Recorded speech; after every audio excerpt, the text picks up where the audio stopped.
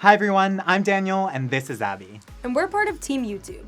We're trying something new with a monthly video rounding up YouTube news of the past month, including stuff that's new, technical things that broke, and most importantly, what we heard from you and what we're doing to make YouTube better. At the beginning of every month, one or both of us will host a new episode. We'll try to keep these short and sweet, and if you want more information on any of the things we mentioned, please check out the links in the description below. So, let's get started with our first monthly roundup. For those of you who love streaming, we've launched a new live control room in YouTube Studio that combines all of our live streaming tools into a single destination. You can access the live control room from anywhere on YouTube. Just click the create icon and select Go Live. In March, we launched YouTube Music and YouTube Premium to 14 more countries, including India, South Africa, and Argentina. Expanding to more locations was one of our biggest feature requests, so the engineering team was really excited to deliver.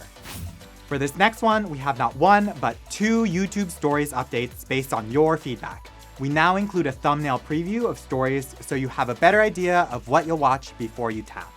We've also moved the Stories section from the top of your subs feed to its own row further down as you scroll. The rest of the subscriptions feed remains unchanged. If you haven't checked out YouTube Studio Beta, now's the time. Recently, we've updated it to implement features that thousands of you have asked for.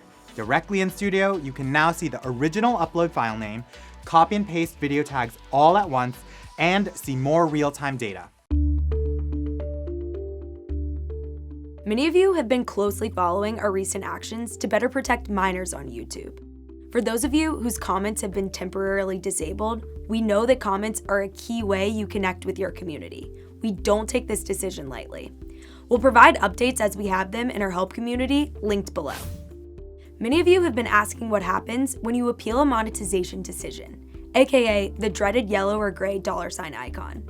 Barbara and Kshema from the Monetization Policy team created a video to walk you through the process on the Creator Insider channel. I've now hit that appeal button. Tell me step by step exactly what happens. The appeal comes into our systems. We have a queuing process, and these videos go to our reviewers or to folks. So it goes off to real people. Real people, yes. Real It goes to people. Real people. Okay. We continue to hear from creators almost daily with their concerns about content ID claims. We've been sharing all of these with the right folks internally to help get issues solved where we can, and we have a couple of much awaited updates. First, the copyright team has made a change in product that adds timestamps to manual claims when possible. This will help you edit claimed content out of videos and get those claims removed.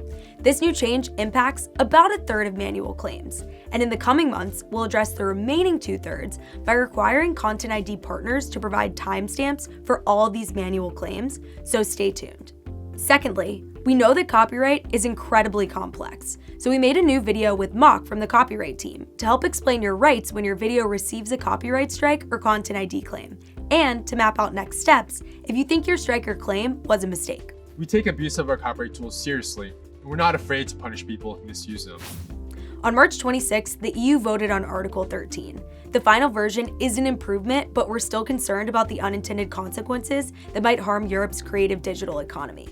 Our next focus is to ensure EU member states think about the impact on creators when they implement these changes. We do want to give a big thank you to all of the creators who've spoken out about this issue thus far. A creator on Twitter reached out to us last month and asked us if we can display information about product issues and outages in YouTube Studio. The answer is yes. To get there, click into YouTube Studio Beta. If there's an active issue, it will automatically display in the Known YouTube Issues section.